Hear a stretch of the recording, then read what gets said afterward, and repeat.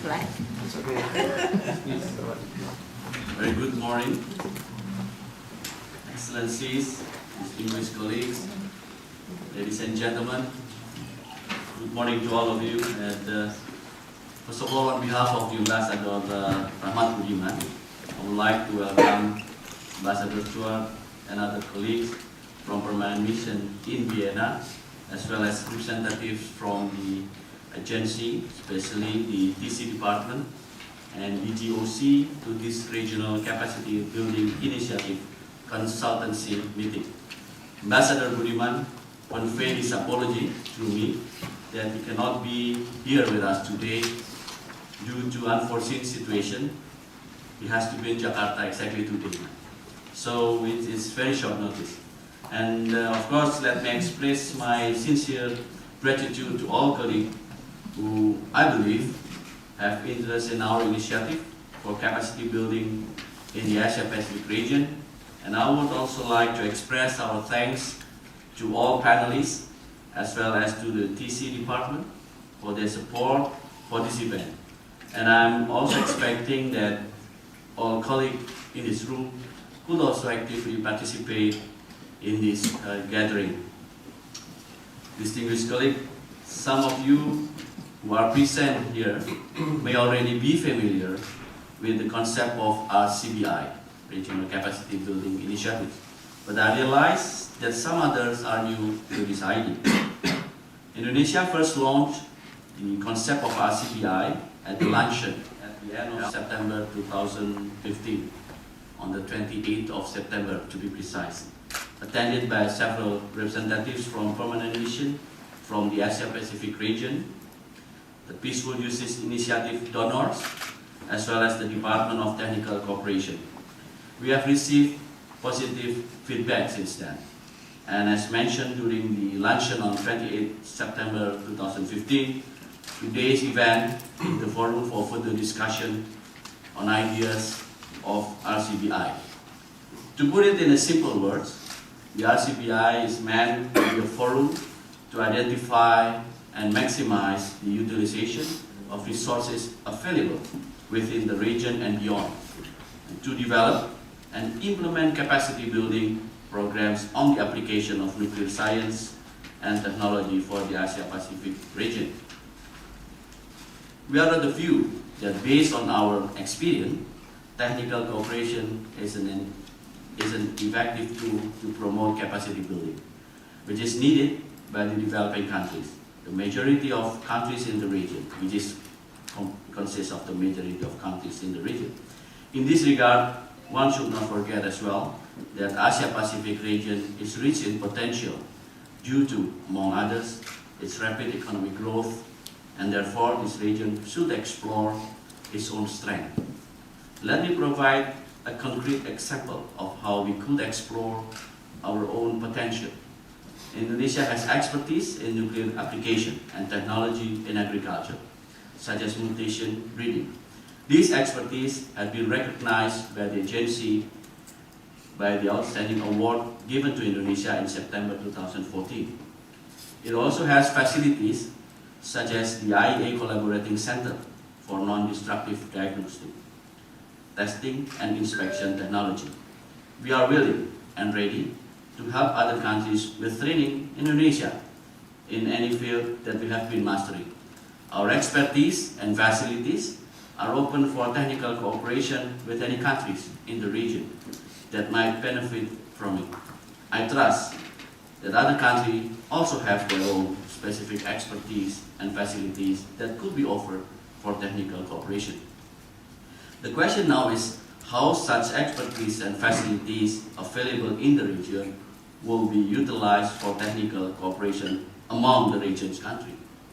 That is the reason that we believe why countries within the region should meet and talk among themselves to explore their resources and develop tailor-made capacity building programs.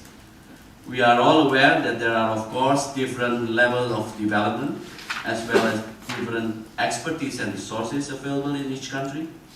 It will be necessary, therefore, to have a complete picture of the strength and weakness, a mapping and a gap analysis of our own potential.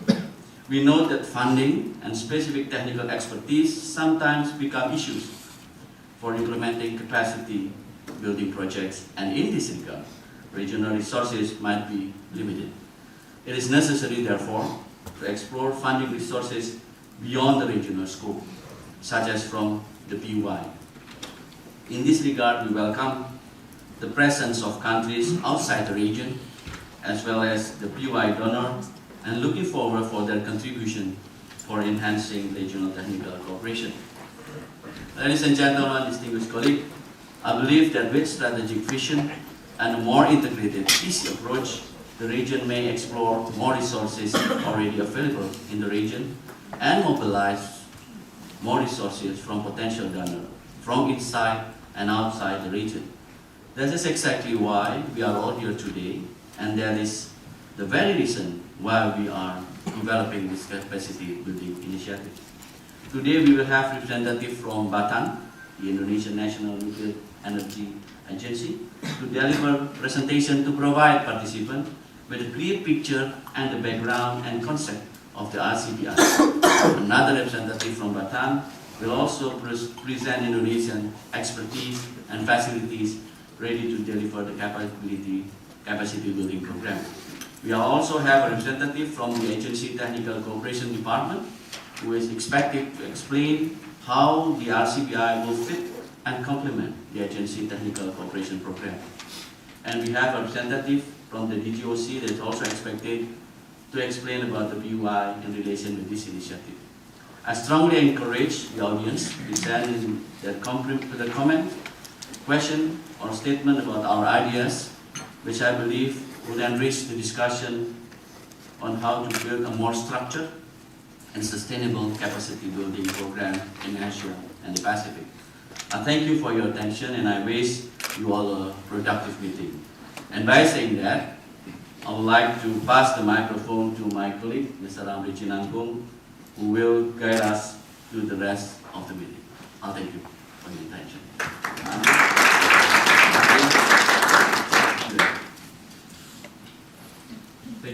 Thank you very much, Mr. Febri Rufian. I will be the facilitator for this meeting until we finish our meeting. Before you, we have the professional agenda, and I think the agenda will serve as a guidelines for our meeting today.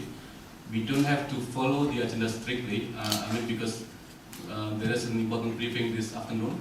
We have to finish well before that briefing starts. And we have only 2 panelists at the first session. So hopefully we can speed up our meeting to accommodate because some of colleagues have to attend briefings today. If we agree to this arrangement, let's start with the first session. I would like to invite Mr. Syahrir from the Indonesian Nuclear Energy Agency to present about the concept and ideas of RCBI. Please come forward. And I would like also to invite Mr.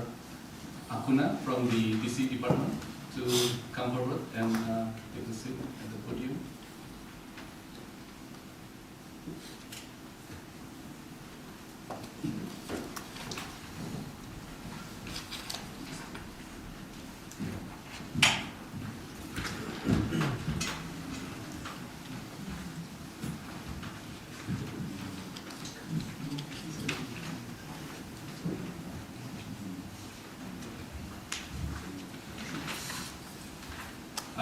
Thank you.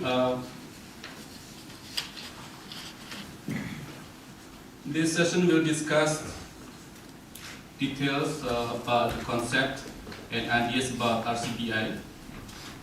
Mr. Syahrir, he's a former scientific attaché of the Indonesian mission in Vienna.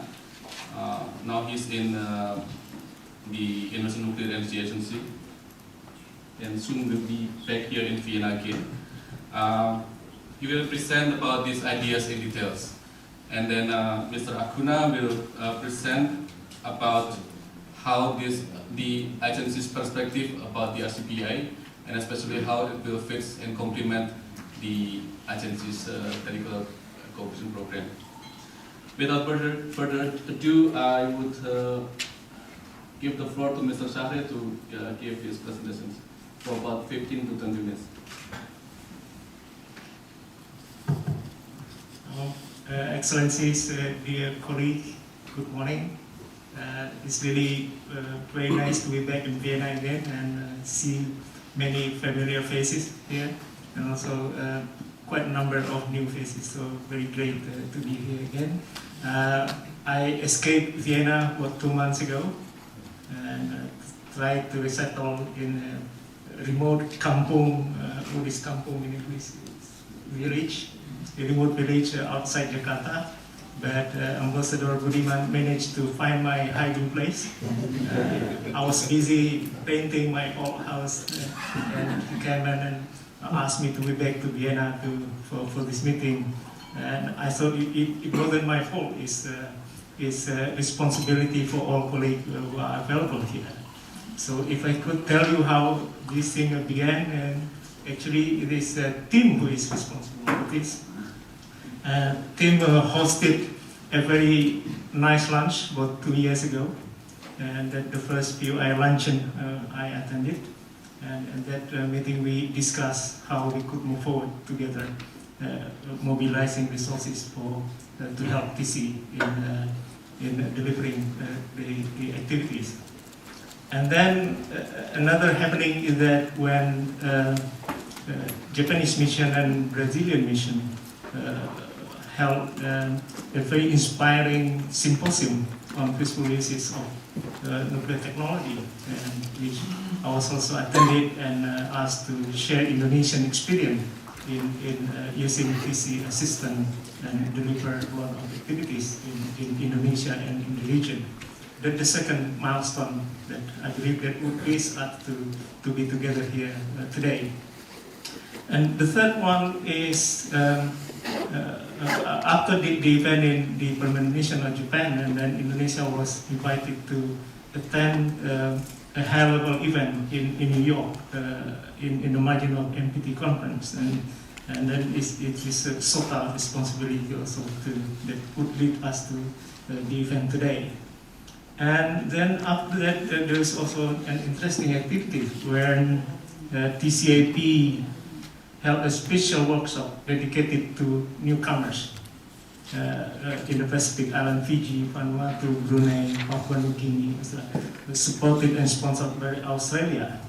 And it is also an interesting milestone that lead us to an idea for regional capacity building initiative. And at that moment, Oscar invited me also to give a presentation to share Indonesian experience in TC implementation, in Indonesian experience in downstreaming R&D result to the end users. And then in the margin of GC, we also managed to get together with the TCIP. I think 2 teams were present at the time where we discussed how we should move forward with this. And then another important milestone is on the 28th September. And we again met together in Vienna and discussed this thing, and also agreed on the agenda that we'll meet again today to discuss in a more elaborative way what the RCBI is, how it works, and what will be the future activities. Now we are here today. So I'm really glad to be back in Vienna. Nice to see you. So let's start with that. Second slide, please. What do you really have in mind when we say regional capacity building initiative?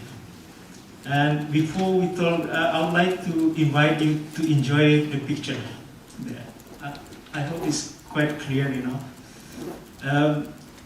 The left picture is for those who do not know Ambassador Budiman. Maybe most of you know, but for those who don't know, what do you have in mind when you see the left picture? It could be 2 successful Japanese businessmen and 2 successful businessmen from a rich country were enjoying themselves in front of a remote resort in Bali or something like the first impression it could be. On the right side is a really picture of group of people in action. They are working hard, trying to do something, to deal with something in the workshop.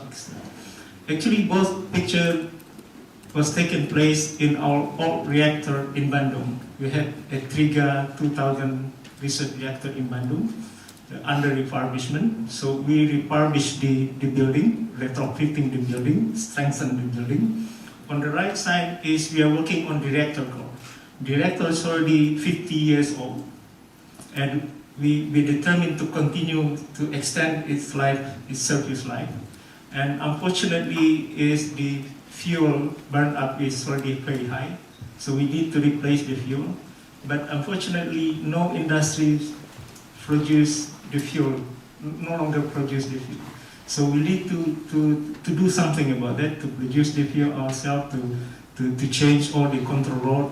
And the picture on the right is really how a colleague at that reactor are working together to replace the fuel, to design a new fuel, and to install the new fuel. So hopefully in the few years' time, that reactor will continue in operation with all Indonesian core. Everything is produced by Indonesian laboratory.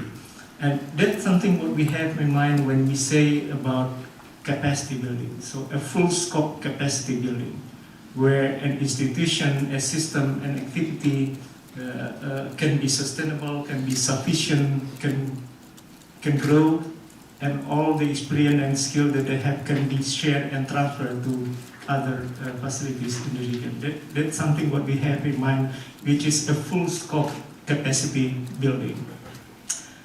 And then, well, when doing that, at certain time in the future, we will have in the region a number of regional resource center in certain thematic area.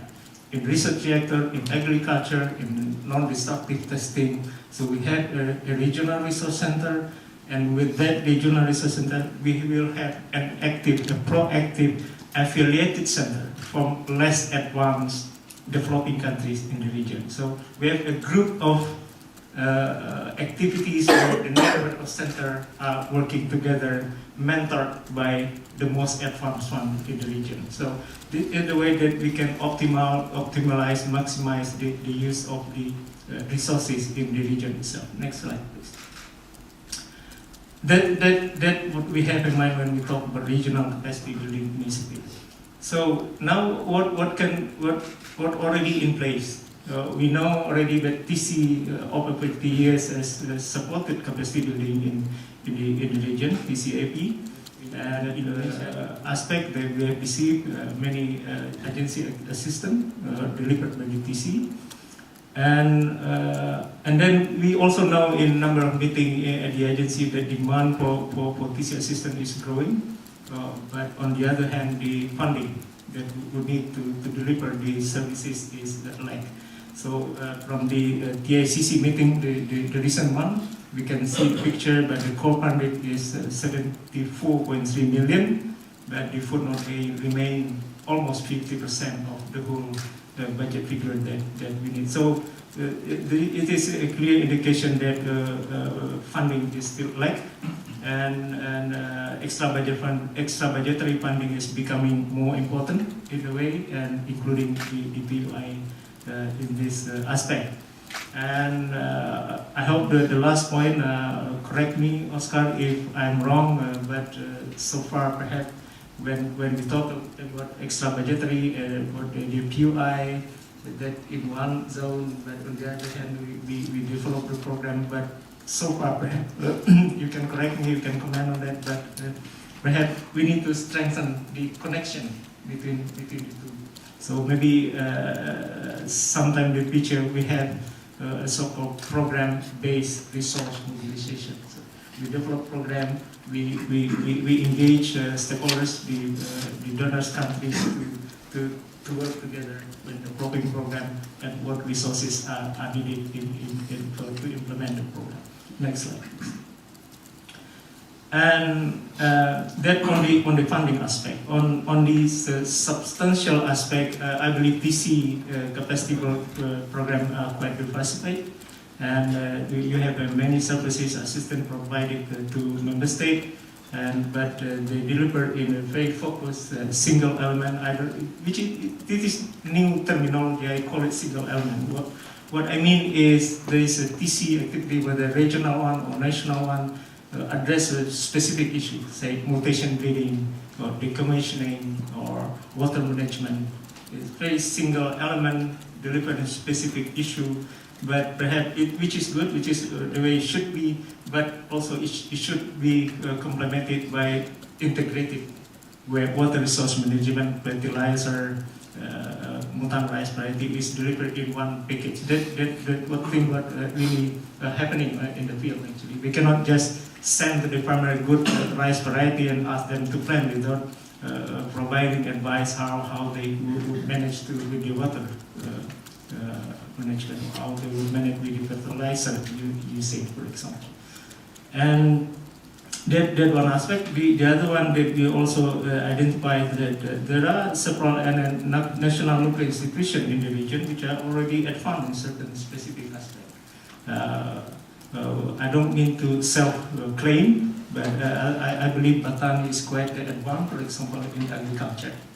And maybe some other institutions in the region are advanced in other fields of activities. And there are strong cooperation among the national nuclear institutions in the region. Between Batam and Nuclear Malaysia, for example, and PNRI in Philippines, we have a very good cooperation with ANSO, for example. But I do believe, correct me if I'm wrong, the cooperation is still at activity level. It's not at the program level. And there are also strong cooperative agreements like RCA, and that's a strong point about that. And the agency, the technical department have developed wide-ranging training modules to help the member state cope with the need for the training. And TC itself have produced many tools, platform to facilitate the delivery of the services from the agency. Next slide, please. And apart from that, the environment is also very conducive. And the adoption of the SDG, climate conference, Asia-Pacific Economic Community, ASEAN Economic Community, that will also give us impetus and momentum to move forward. And we know that nuclear science and technology can play an important role in that respect. Next one. There are good things that we have done, but there are more that need to be done. And TC has done a lot on that one, but perhaps there is a need for member states to proactively support TC in further strengthening the activities. So we identify a number of things. One is about having an Asia-Pacific regional profiling. I believe TCIP start working on that, on regional profiling, and then in the very near future, the region will have the regional program framework. And we know that each nation, each member state in the region has already had the country program framework. Even the new members like Fiji, Papua New Guinea, I saw on the agency website has already signed the CPF. So, but we need to then make an activity where RPF is well aligned or CPF is well aligned with the RPF, so that the region can move forward in a good systematic and efficient way. And also, agency has delivered many package of assistance to member state in a number of areas, in health, in agriculture, in safety. But there is a need to make that services and product and training to be standardized. So whenever we use it in different activities in different regions, in a different country, it should give the same thing, the same model, the same material with the same quality assurance. And it should be also developed at a modular way at a various level from basic to advanced. And we also noticed, I believe TCAP also makes a survey on that many program and activities are in the form of short courses. And perhaps in the future we need to make it longer with more in-depth materials that we can provide member state and scientists in the region with sufficient doses of activities.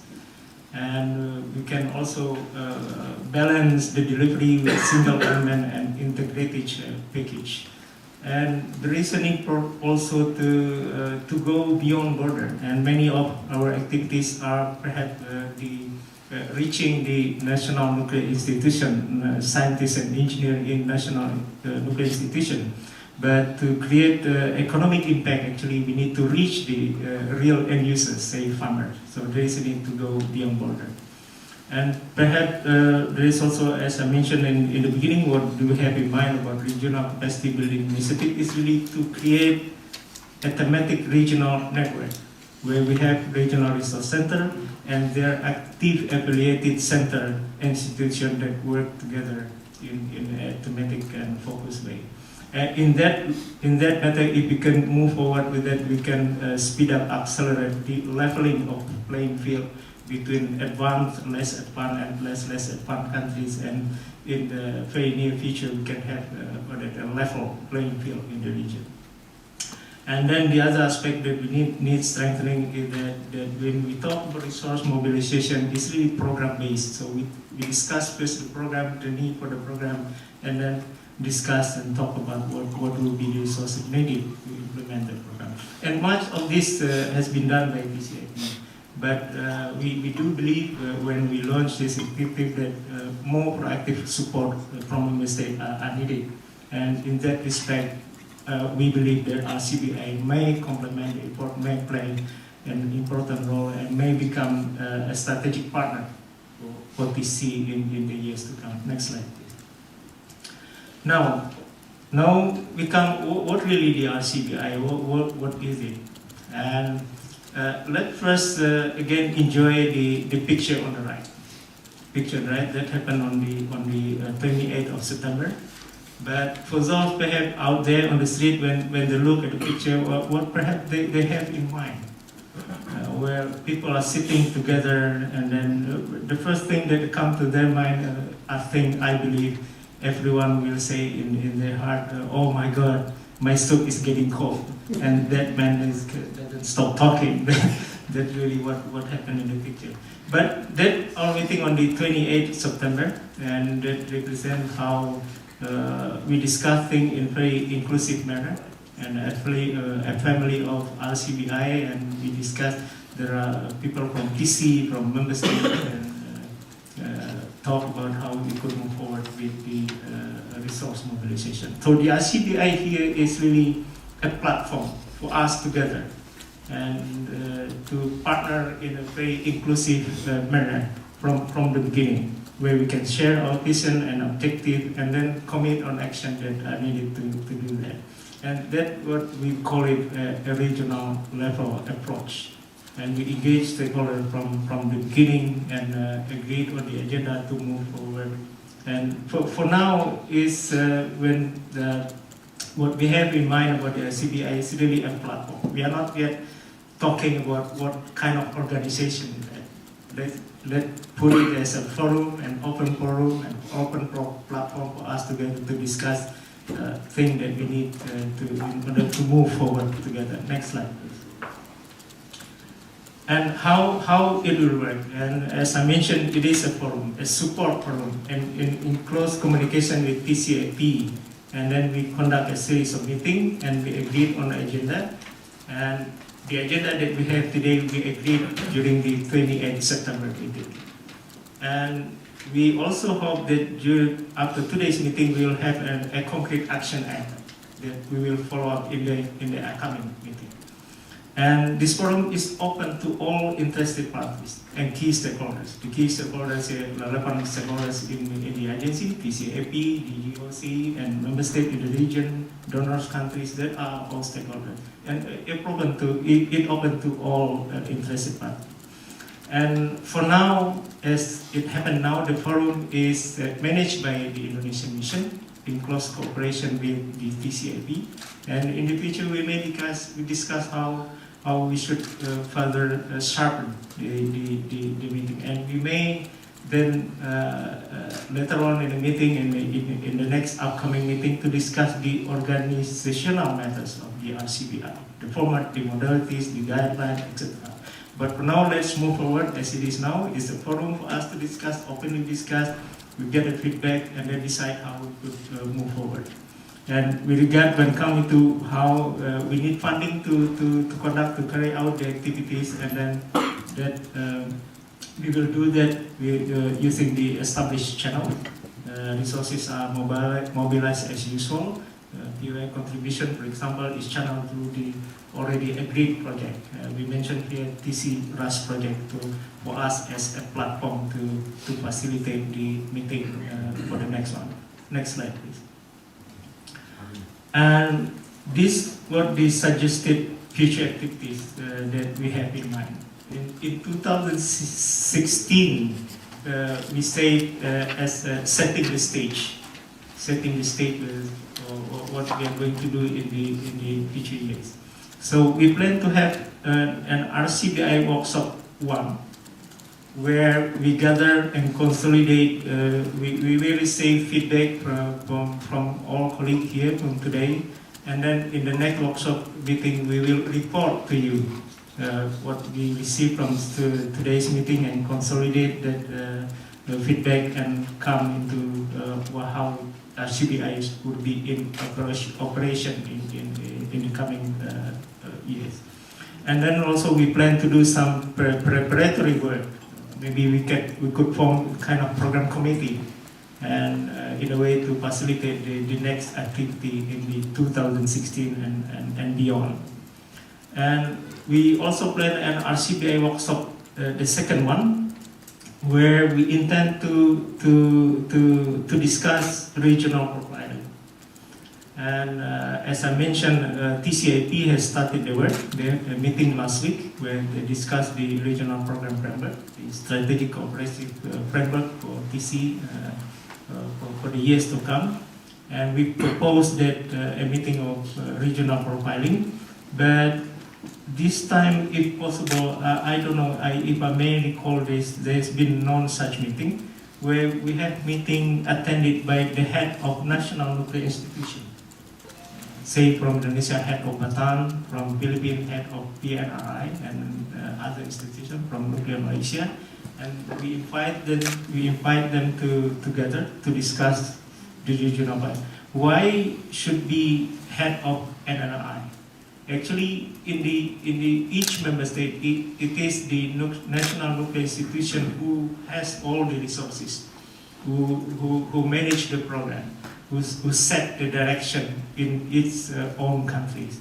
And if we could manage to get them together, and then they can commit what sort of facility that they could provide to support the activity in the region. So it is important to have a head of NNI's meeting sometime in the future. And then we plan to conduct another RCBI workshop, the third one, based on the regional profiling that established during the second meeting, where we invite experts to discuss based on the input from the regional profiling meeting to discuss the RPN, the regional program framework, and also to discuss how regional program framework is aligned with the country program framework or other way around. And the next one, please. And after the workshop second and the third one, we come to the fourth meeting where we have an RCBI pilot project planning. So we plan a project under the umbrella of RCBI, and every country in the region can propose what project that they would like to have under the RCBI scheme. And Indonesia would propose a full-scope capacity building project in agriculture to be conducted at Batam Agro Technopark. So Batam has to now function managed more or less like an incubator, where we engage those in R&D institution and the end user, including industries in that technopark. and that would provide fellows from the region a real and hands-on experience, not only on the research and the basic research, but also on action in the field, how R&D products are used by the end users. So they can stay in the agro-technopark and then have a hands-on experience, not only from the scientists, but also from the end users of the farmers, the industries that blend together in the agro-technopark. And we would also propose full scope capacity building activities in non-destructive testing for industries.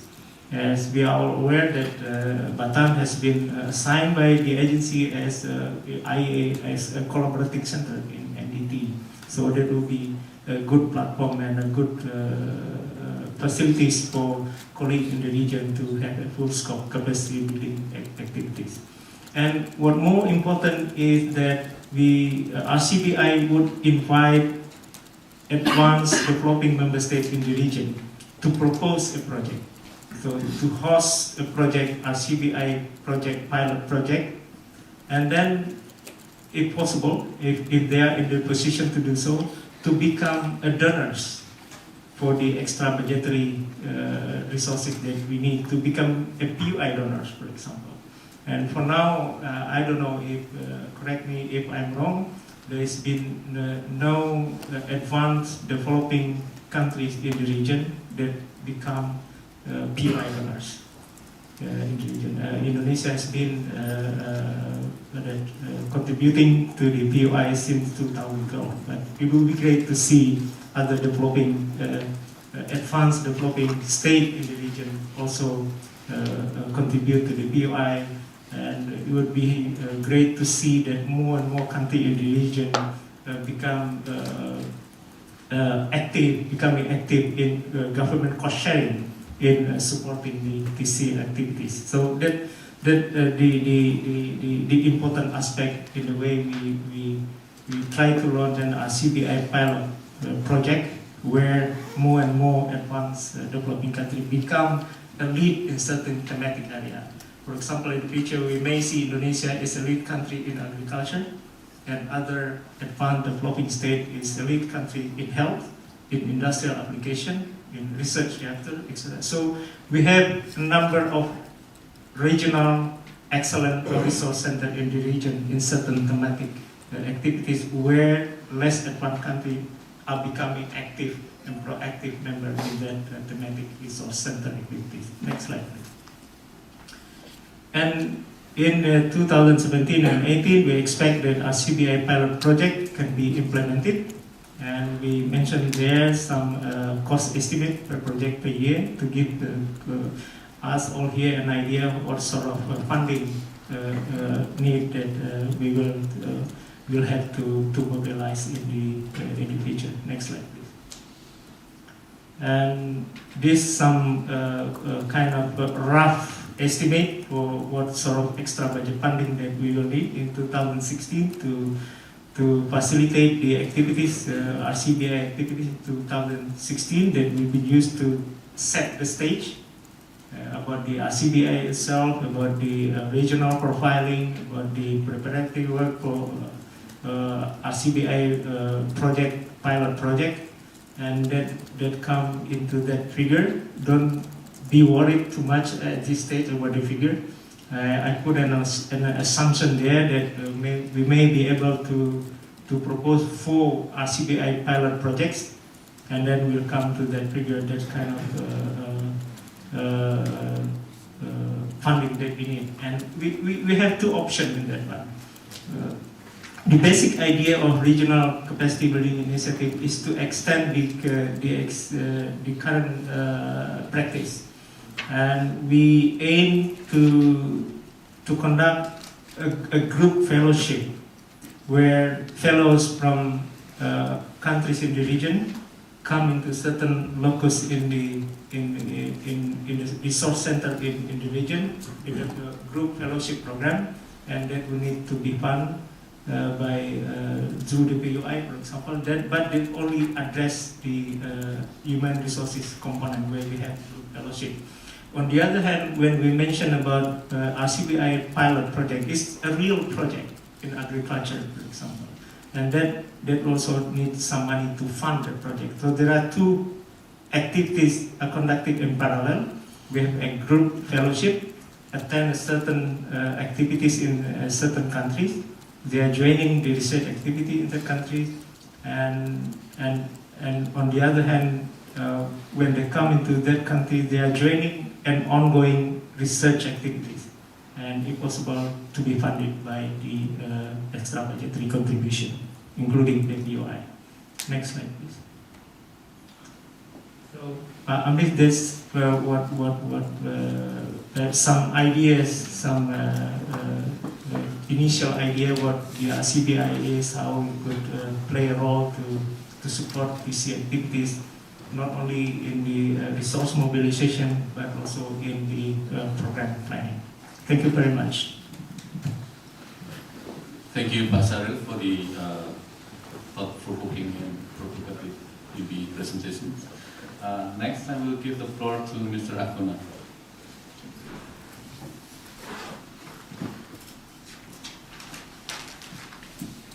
Good morning.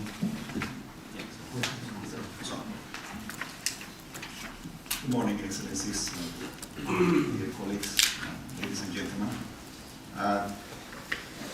First of all, I would like to thank the Indonesian Permanent Mission for this meeting and for inviting the IAEA to present the views on the capacity building and human resource development basically being implemented by the Division for Asia and the Pacific within the Department of Technical Cooperation. For those who haven't met, my name is Oscar Acuña. I'm Section Head for Section 1 in the Division for Asia and the Pacific. Next slide, please. I would like to present to you a background and the rationale for the TC Asia and the Pacific region approach to human resource development. Many of the aspects mentioned from Mr. Shahri, we are trying to respond to member states who, in many occasions, through the TC resolutions, for instance, is one of the mechanisms that the member states provide guidance to the IAEA TC in order to conduct the capacity building and training in member states. So, following that, let's say, guidance, and also looking into the needs request through the TC projects that we are receiving. As you know, we work in biennium every 2 years, every 2 year cycle, and we just finalize and the formulation and the let's say the preparation of the program for 2016-17. The board, the TAC, and then the board approved the program for 16-17 that we will be implementing next year, January 2016. So this approach I'm going to present to you is reflected, let's say, in the implementation strategy for the next cycle. The main, let's say, idea or purpose is to have a coordinated and systematic assessment of the needs and priorities for member states towards HRD, human resource development in the region. So I will explain to you the process, how we've been conducting this analysis of the training training needs in the region, and how we're going to respond to those following this idea of having coordinated and systematic and thinking of the long term, let's say, capacity building and sustainability in the region. Next one, please.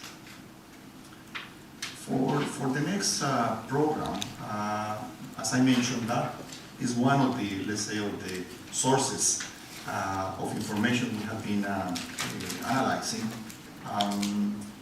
We noticed that many member states in the region have been requesting training in some activities, and they are similar in many situations in different thematic areas.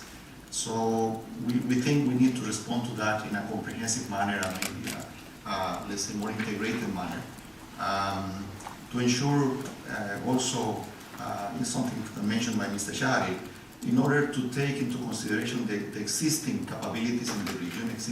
We have regional training centers in Asia and the Pacific region, that we've been working with them for quite some time. But we would like to maybe expand this cooperation and maybe make it more, let's say, focused in certain areas where those training centers offer expertise. So it's something that is part of the HRD approach. And of course, strengthening networking in the region and promoting South-South cooperation. So this is the main elements, I would say, of the strategy for developing HRD in the region. Next one, please. The methodology we've been using for, as I mentioned, mapping the human resource development needs. Basically, besides the needs identified through the technical cooperation program, we have conducted also an analysis by sending questionnaires to member states, to the national liaison officers in the region, received responses from the member states and compiled those responses into our databases. That's the second step. Then we grouped the needs, training needs by thematic area. Let's say safety and security, food and agriculture, human health and nutrition, industrial applications, etc. And then identify the common needs of different member states that have been transmitting those requests through national national project proposals and also regional project proposals. So then, based on this information, we prepare specific training plans in different thematic areas. I will explain to you later. We have decided to focus as a pilot in the 2016-17 cycle in 3 major thematic areas because are the most, let's say, common needs in the region. Next one. Here you can see the situation and how it is described in the next program, 2016-17. We have approximately almost 200 projects, national projects in the Asia and the Pacific region, which is about 90% of the total of the technical cooperation program for the region. We have, we call it non-agreement regional projects, which is about 10 projects, 5% of the total of the program. As you know, we have 2 agreements in the region, two cooperative agreements. One is RCA, Regional Cooperative Agreement for Southeast Asian countries. The other one is ARASIA, which is for countries in West Asia. And in these 2 agreements, as you can see, in ARASIA we have 5 new regional projects for next cycle and 7 under RCA. Those are new projects. There are also projects coming from the previous cycle that were designed for more than 2 years. But basically, this is, let's say, the composition of how the program consists of for next cycle in terms of different modalities for project preparation. As you can see in the next in the right side of the slide, we have about 63 projects in safety and security. This is one of the, I would say, the major areas of concern of member states, where they have asked the IAEA to provide assistance. 50 projects in water and environment, 61 projects in human health and nutrition, 29 projects in food and agriculture. Energy, 10 projects. As you know, in the region, in the Asia and the Pacific region, we have the majority of countries planning nuclear power programs in the future, newcomers, as we call them. And those 10 projects are precisely to provide assistance to build infrastructure, nuclear power infrastructure in those countries, in preparation for future nuclear power programs. And we have 28 projects on radiation technology, basically for applications in industry. Next one. I would like to mention, maybe take a couple of examples of how this approach is actually implemented through the thematic areas. Safety and security, as I mentioned, is one of the major demands from member states for capacity building. In this analysis we made, we took into consideration the request for fellowships, scientific visits, training, courses, and workshops which is basically the main components of the HRD in the TC projects. As you know, we have two major components in the TC projects. One is the human resources component, and the other one is provision of equipment. But the major contribution of the IAEA to member states in capacity building is human resource development. Equipment is just to facilitate, in some of the cases, to provide, let's say, the basic capacity to implement a specific technology. So, in this particular case, safety and security, we analyze also the needs, not only based on the requests described within the proposals, project proposals, but also we have close communication and coordination with member states regarding their situation in radiation protection and nuclear safety. And we call it, the system, it's a database, it's Radiation Safety Information System, RASIMS. Member states have appointed a RASIMS coordinator. They keep updated the database on their situation regarding radiation protection for, let's say, tailor-made the assistance we're providing for member states.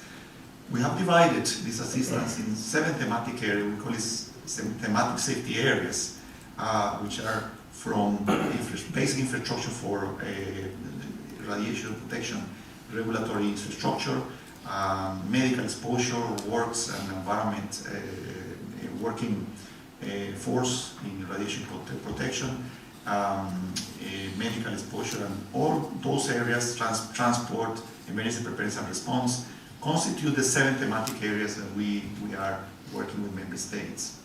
So you will see in the next slide, please. We have here another example for nuclear medicine professionals. This is an area that more and more member states are requesting more capacity building in basically meeting the requirements. They have growing demands in areas like cancer treatment and cancer diagnosis. So this nuclear medicine particularly request, we decided to propose what we call it IAEA School for Nuclear Medicine Professionals, thinking in the long term, in the long run of capacity building. Because traditionally, the TC projects have been providing a very, I would say, focused training or refreshing, let's say, training in some areas of nuclear medicine or medical physics, radio-oncologist, for instance, technologists to provide cancer treatment or cancer diagnosis. In this case, we notice that many member states, as Mr. Shari mentioned, one of the challenges we have at the moment is we have a number of new member states joining the IAEA, basically the Pacific Islands. At the moment, we have 6 new Pacific Islands, new member states requesting assistance through the Technical Cooperation Program. And those countries need to build from zero, from scratch, their capacities to be able to cope with their challenges. And in health and nutrition, for instance, one of the major problems is cancer, lack of capacity to respond to cancer treatment and cancer diagnosis. So we consider nuclear medicine, this area, critical one. Next one, please. This is the process we have been following in order to, let's say, identify the needs for this particular case, and as I mentioned as an example. First, based on the information we obtained from the TC project proposals and the questionnaires I mentioned before, also we conducted a survey with member states.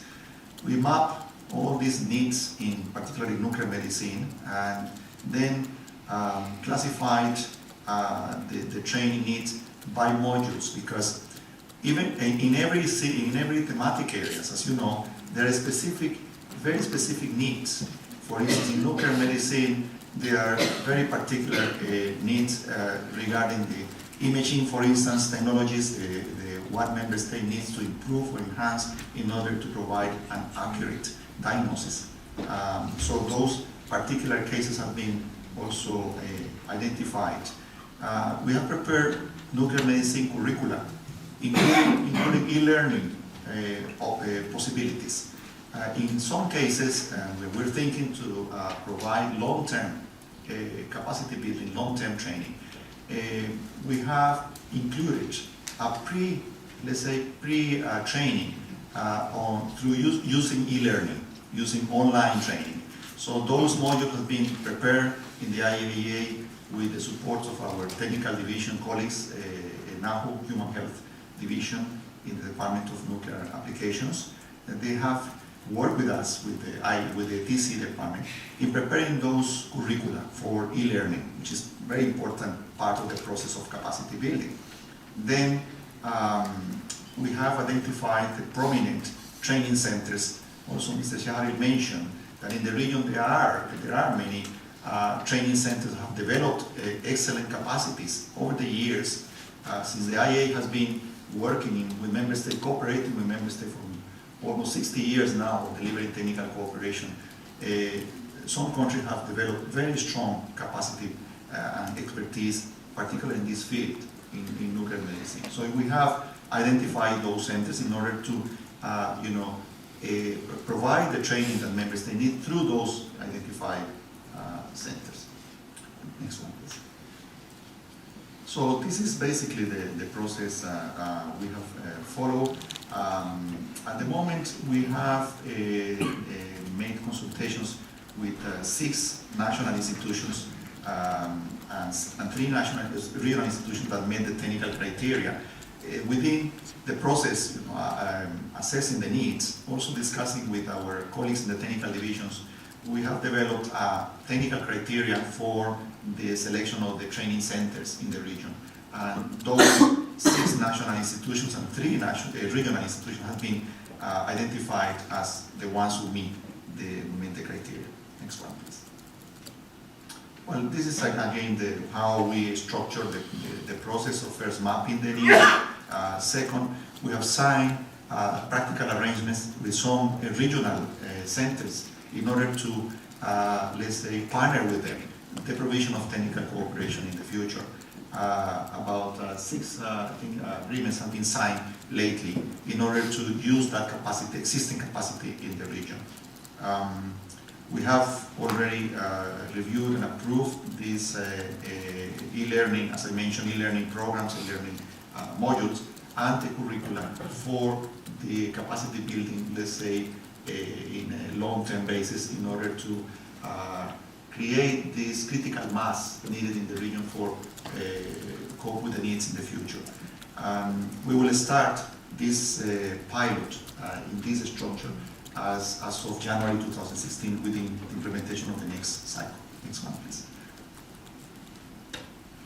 Another example I would like to give you in how we have been preparing this, let's say, mechanism of grouping needs to provide more comprehensive response to capacity building. You can see here in harmful algal blooms problems that we have identified in many member states. We noticed that 3 member states are requesting similar training in this particular case. So we have grouped these needs into group fellowships. In the past, we have been sending you, many of you are aware that through the TC projects, we normally send the request to member states who have the possibility to provide training, individual fellowships. Maybe one fellow to be trained in one specific area like these harmful algal blooms for 1 month, and another fellowship later on for another country in the similar area. So the idea now is to group them, all the needs expressed by member states in the TC program, and propose a more comprehensive fellowship training program for 2 or 3 months, which is more substantial, and then request the host countries, the host institution, to provide this training. That will definitely facilitate the process for the IAEA and for the hosting member states, the one who are providing this training, because they can then plan their activities in their institutes by assigning the specific experts who will be conducting those trainings in a group, instead of having maybe 6 or 7 or 8 fellowship per year, have 1 or 2 of substantial, more comprehensive training of more longer term only during the year. Next one, please. So the training centers, which is very important, I think is part of the TC strategy, as you know also, and part of the medium-term strategy of the IAEA is to promote the use of existing capacities in the different regions.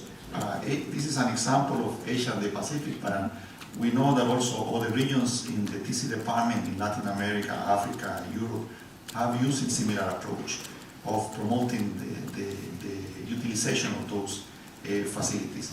So we are engaging member states to also send us the information regarding their capabilities and their expertise so that we can assess those capabilities vis-a-vis the needs we have in the TC program.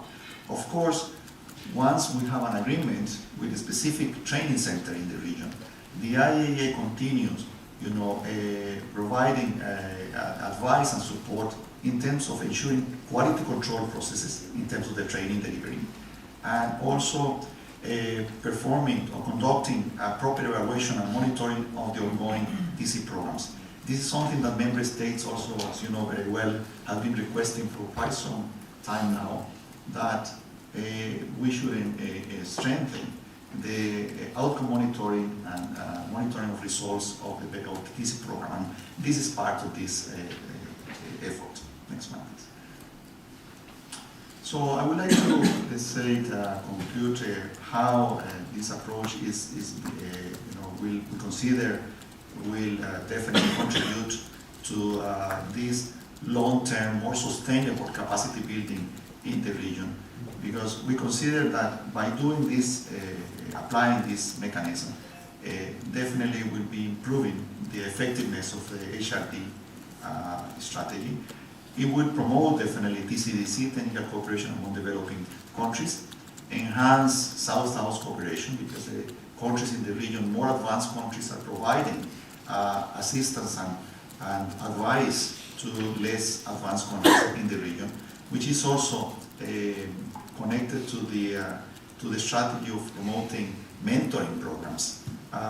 You probably know that also that some member states has been working with the IAEA in mentoring other member states now.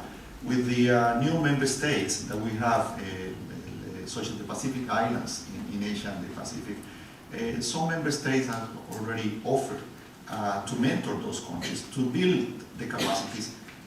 One example is in radiation protection or building safe infrastructure in those member states. They need to establish their regulatory entities. They don't have regulatory entities for the application of radiation technologies. So they need to create the infrastructure, the basic infrastructure in terms of legal framework and in terms of also the structure of their regulatory entities.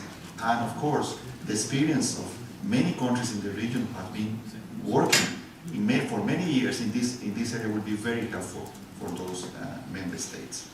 So the establishment of institutional capacities for the application of nuclear techniques is crucial for those new member states. They are also looking for advice in the region through the facilitation of the IAEA on which models, institutional models they can adopt. For instance, last week we had here in Vienna, Mr. Shahari mentioned we had a meeting, expert meeting, to start the preparation of a regional program framework, which is an overall strategy for the whole region, incorporating the two agreements and areas where the two agreements are not covering at the moment. So we need to have a direction for the whole program in the region. And 3 Pacific Islands, new member states participated: Fiji, Papua New Guinea, and Palau. And they were mentioned, they need support and guidance on how to build their institutional framework for the application of nuclear techniques in the future. They're looking at institutions, successful institutions in the region like Bataan, like Nuclear Malaysia, like ANSTO in Australia, like many other institutions that have been developed in the region that could be a good model for them to build this institutional capacity.